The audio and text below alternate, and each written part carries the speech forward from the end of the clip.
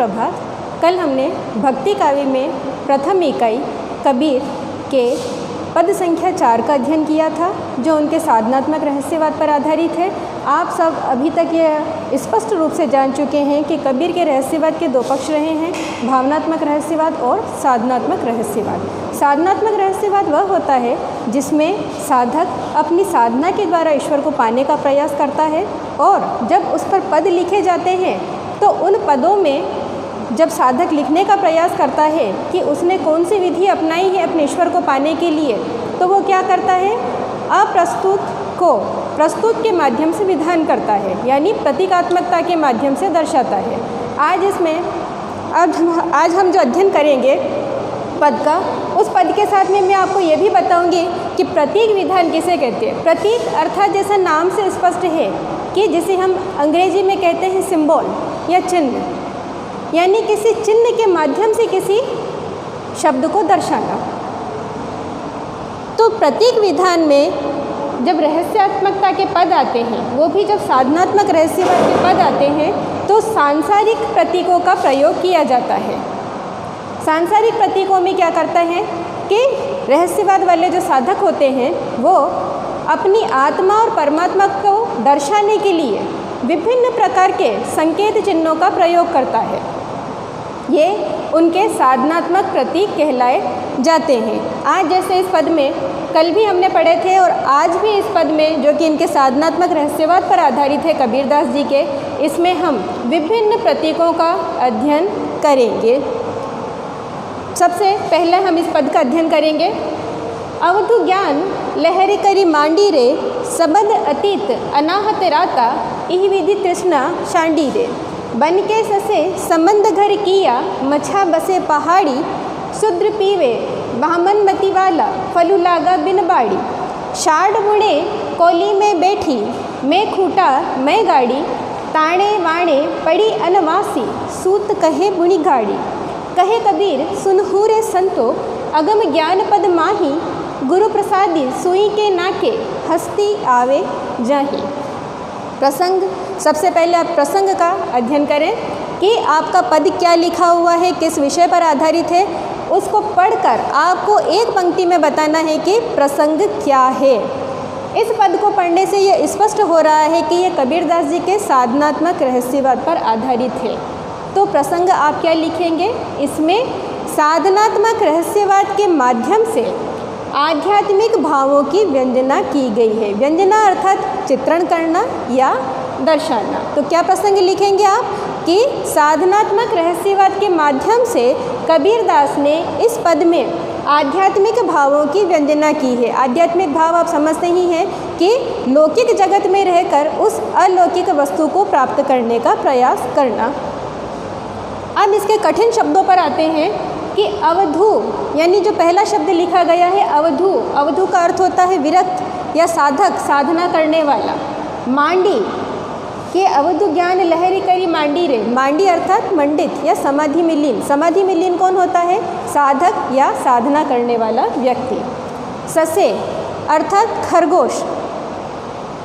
अब खरगोश जो उन्होंने शब्द लिया है कि वो किसके लिए प्रतीक के रूप में प्रयुक्त किया है, एक चिन्ह के रूप में, वो मानव मन के लिए प्रयुक्त किया है।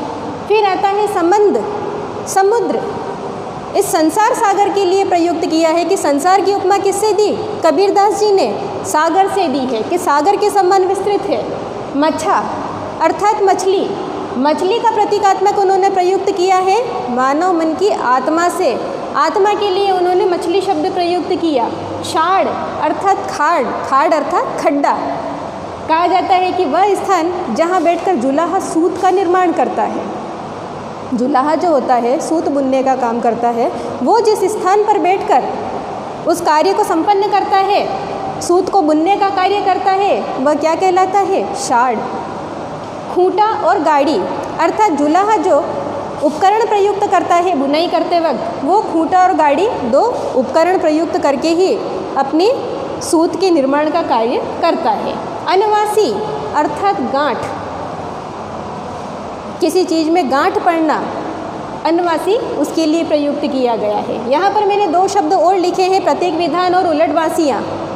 तो प्रतीक विधान आपको मैंने अभी बताया है कि किसी चीज़ को सांकेतिक रूप में चिन्हित करना प्रतीक विधान कहलाता है, कि हम शब्दों का प्रयोग तो नहीं कर रहे हैं या शब्दों का प्रयोग नहीं कर रहे हैं, उसके लिए कोई चिन्ह दर्शाकर हम मात्र काम चला रहे हैं। उलटवासियाँ क्या होती है कि सीधी बात को उल्टे ढंग से प्रयुक्त करना। अब उलटवासियों का मैं सफल उदाहरण आपको इसी पद में बता देती हूँ कि बन के ससे संबंध घर किया, मछा बसे पहाड़ी। क्या आप ये कल्पना भी कर सकते हैं कि वन में रहने वाला जो जीव है, खरगोश, वनों में भटकता है, ऐसा जीव वो कहाँ रह रहा है? कबीरदास के मुताबिक वो समुद्र में अपना घर बना कर रह रहा है। क्या ये संभव है? और दूसरा जो उन्होंने कहा है कि मछा बसे पहाड़ी, यानी जल का जीव मछली, कि जिसे जल से बाहर निकाल दिया जाए तो उसके प्राण समाप्त हो जाते हैं, क्या वो रूखे सूखे पहाड़ों पर जीवन निर्वाह कर सकती है? ये कदापि संभव नहीं है। लेकिन साधनात्मक प्रतीकों का प्रयोग उन्होंने, कबीरदास जी ने लौकिक प्रतीकों के माध्यम से किया है, जिससे लोगों को समझने में आसानी हो और उन्हें समझाने में दुविधा ना हो। इसीलिए कबीरदास जी ने इन प्रतीकों का प्रयोग अपने इन पदों में किया। अब हम इस पद का अध्ययन करेंगे और इसकी व्याख्या करेंगे कि अवधु ज्ञान लहरी करी मांडी रे, यानी साधक ने क्या कर रहा है? ज्ञान की लहर मांड रखी है, कि ज्ञान में डूब गया है। ज्ञान में कैसे डूब गया है? क्योंकि निर्गुण पंथियों ने ज्ञान को सर्वाधिक महत्व अपने साधना में दिया है।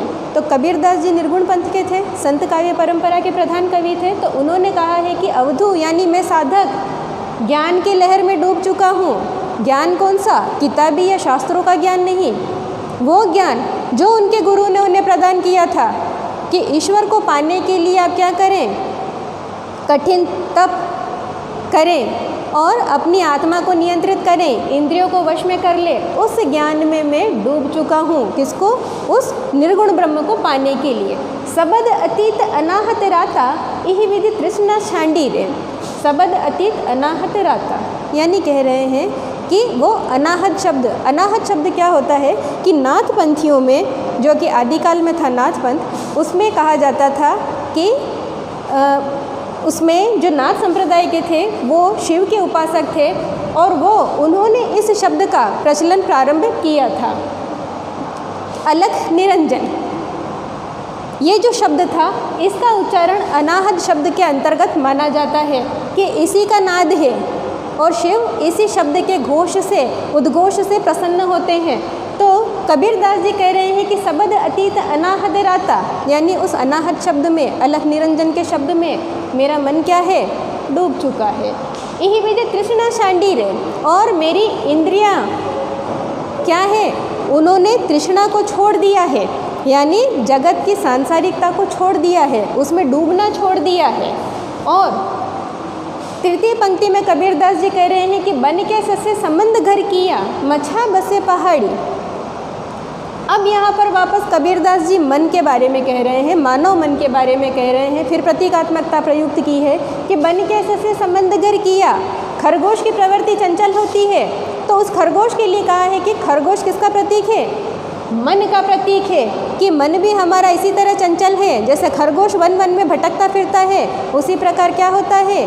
जीवात्मा का मन भी तरह तरह से जंगल में, यानी इस सांसारिक जंगल में भटक रहा है। और मछा बसे पहाड़ी, यानी आत्मा क्या हो गई है? जैसे ही हमने साधना करनी प्रारंभ की, साधक ने साधना करनी प्रारंभ की, तप करना प्रारंभ किया, इंद्रियों को नियंत्रित करना प्रारंभ किया, तो क्या हुआ? मछा बसे पहाड़ी, यानी जीवात्मा की जो आत्मा है वो कहाँ स्थिर हो गई?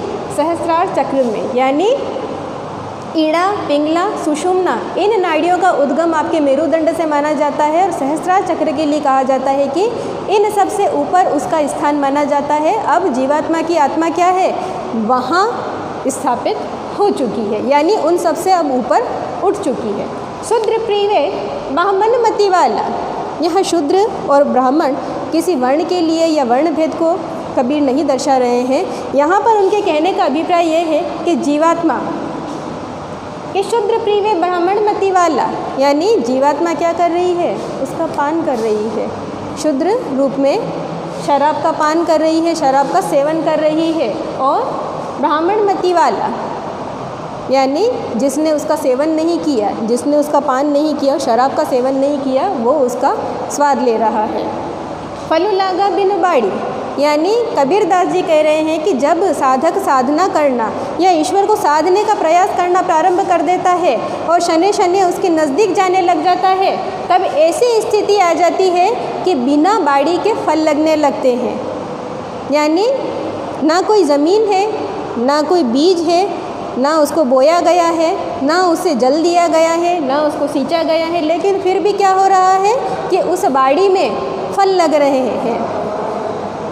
शार्ड बुने कोली में बैठी, मैं खूटा में गाड़ी, यानी आप जुलाहे की बात कर रहे हैं कबीरदास जी, क्योंकि वो खुद उसी संप्रदाय से थे। यानी उनके माता पिता के बारे में कहा जाता है कि जुलाहा दंपति ने उनका पालन पोषण किया था। तो अपने उस वर्ण व्यवस्था के अंतर्गत यानी किस प्रकार से जुलाहे का कर्म होता है कि वो सूत बुनने का कार्य करता है, उसके बारे में कह रहे हैं कि शार्ड बुने कोली में बैठी, अर्थात जुलाहे के लिए कह रहे हैं कि वो स्थान जहाँ पर जुलाहा सूत बुनने का कार्य करता है वहाँ पर जुलाहा बैठा हुआ है। मैं खूटा में गाड़ी, अर्थात बुनाई में प्रयुक्त उपकरणों के लिए कह रहे हैं कि दोनों के अलग अलग इस्तेमाल हैं, दोनों का अलग अलग प्रयोग होता है। लेकिन अब मैं एक विचित्र चीज़ देख रहा हूँ। विचित्र चीज़ क्या देख रहे हैं? अब वे कह रहे हैं कि ताने वाड़े पड़ी अनवासी, सूत कहे बुनी गाड़ी। ताने में बाना पड़ना, ताने में बाना पड़ना अर्थात सूत के लिए कहा गया है कि उसकी क्या होती है, सूत की बुनाई होती है और बुनाई जुलाहे द्वारा की जाती है। सूत स्वयं अपने आप में अपनी बुनाई नहीं कर सकता है, अपने आप को स्वयं निर्मित नहीं कर सकता है, उसको कौन निर्मित करता है? जुलाहा निर्मित करता है। लेकिन कबीरदास जी कह रहे हैं कि मैं तो एक विचित्र स्थिति देख रहा हूँ कि ताने वाणे पड़ी अनवासी, यानी बुनाई की जगह क्या होने लग गई है, अब गठाई होने लग गई है। यानी उसको तो निर्मित ही नहीं किया गया जुलाहे के द्वारा, लेकिन वो तो अब संपूर्ण होने की स्थिति में पहुंच रहा है कि उसकी तो सीधी गठाई होने लग गई है। यानी ये क्या विचित्र स्थिति हो रही है। सूत कहे बुनी गाड़ी, और सूत स्वयं चलकर क्या कह रहा है जुलाहे से कि मेरी बुनाई थोड़ी गाढ़ी करो, तुम बहुत हल्की बुनाई कर रहे हो, इससे मैं ज़्यादा अधिक आपको योगदान या अच्छा उसका परिणाम नहीं दे पाऊंगा।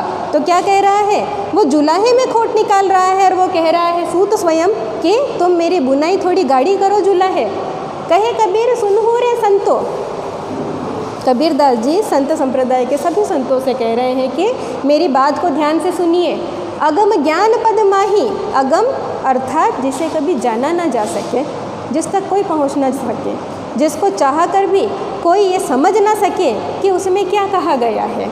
निर्गुण निराकार ब्रह्म के लिए भी यही कहा जाता है कि वह अगम और अगोचर है। गोचर तो है, इस जगत में है तो सही, लेकिन दिखाई नहीं देता है, चलता फिरता आप उसे नहीं देख सकते हैं। तो अगम ज्ञान पद माही, यानी इस पद में एक ऐसा ज्ञान छुपा हुआ है। कबीरदास जी अपने संतों से कह रहे हैं, संत संप्रदाय के लोगों से कह रहे हैं कि उसको जान पाना संभव नहीं है। गुरु प्रसादी सुई के नाके हस्ती आवे जाही। अब अंतिम पंक्ति में फिर गुरु के महत्व को प्रदर्शित कर रहे हैं कबीरदास जी कि गुरु प्रसादी, गुरु के प्रसाद से, गुरु की कृपा से जब साधक गुरु की कृपा प्राप्त कर लेता है तो ऐसी स्थिति हो जाती है कि सुई के नाके से, यानी सुई में एक धागा डालने के लिए क्या होता है, एक छेद होता है बारीक सा, उस बारीक से छेद से धागा डालकर ही और गिठान लगाने पर धागे की, उसके बाद में ही आप सिलाई के लिए उसे सुई को प्रयुक्त कर सकते हैं। बाकी सिलाई कर सकते हैं कपड़े की, वो कभी संभव नहीं है। आप जैसे ही बिना धागे के सिलने की कोशिश करेंगे, कपड़े को सुई डालेंगे तो सुई क्या होगी, एक दिशा से डालेंगे और दूसरी दिशा से बाहर आ जाएगी या अटक जाएगी। तो उसीलिए कबीरदास जी ने कहा है कि गुरु की कृपा होनी आप पर सबसे अधिक आवश्यक है। और जिस संत संप्रदाय के व्यक्ति ने गुरु की महिमा गा ली और गुरु की कृपा का प्रसाद प्राप्त कर लिया, ईश्वर की प्राप्ति तो बाद में करता है, उसके पहले आपको क्या प्राप्त करनी पड़ती है, गुरु का महत्व, गुरु का आशीर्वाद उन्हें पाना जरूरी है। तो गुरु प्रसाद सोई के नाके हस्ती आवी जाई, यानी ऐसी स्थिति हो जाती है कि जिसने गुरु का ज्ञान प्राप्त कर लिया या गुरु से ज्ञान प्राप्त कर लिया, तो ऐसी स्थिति हो जाती है कि सुई के छेद से भी हाथी जैसा बड़ा पशु एक सिरे से घुसता है और दूसरे सिरे से बाहर आ जाता है। ये कबीरदास जी ने गुरु के ज्ञान की महत्ता बताई है कि अगर लौकिक जगत में देखें तो क्या एक सुई के छेद से हाथी को आर या पार कराया जा सकता है कि इस पार घुसाया जाए उसको अंदर और उस पार से बाहर निकाल दिया जाए? ये कभी संभव नहीं है। लेकिन कबीरदास जी कह रहे हैं कि हमारे संत संप्रदाय में गुरु का महत्व इतना अधिक बड़ा है कि गुरु अगर आशीर्वाद दे दे हमें तो हम ऐसी स्थिति पैदा कर सकते हैं या उत्पन्न कर सकते हैं कि सुई के छेद से हाथी को आर पार करा सकते हैं। ब्रह्म की बात कर रहे हैं। सुई का छेद किसके लिए कहा गया है? सुई का छेद स्वयं के लिए कहा गया है। और हाथी किसके लिए कहा गया है? उस ईश्वर के लिए, उस ब्रह्म के लिए कहा गया है। कि ये किससे संभव है? गुरु के ज्ञान के बिना ये स्थिति संभव नहीं है। तो आज इस पद में हमने ये पढ़ा है कि ये कबीर के साधनात्मक रहस्यवाद पर आधारित है। आध्यात्मिक भावों की व्यंजना की है। किसके माध्यम से की है? कबीरदास जी ने प्रतीक विधान के माध्यम से, यानी चिन्हों के माध्यम से लौकिक जगत की वस्तुएं ली है और अलौकिक जगत की वस्तुओं को प्रयुक्त करने का प्रयास किया है। आज इस पद का अध्ययन करने के बाद कल हम पद संख्या 6 का अध्ययन करेंगे। आज के लिए इतना ही। धन्यवाद।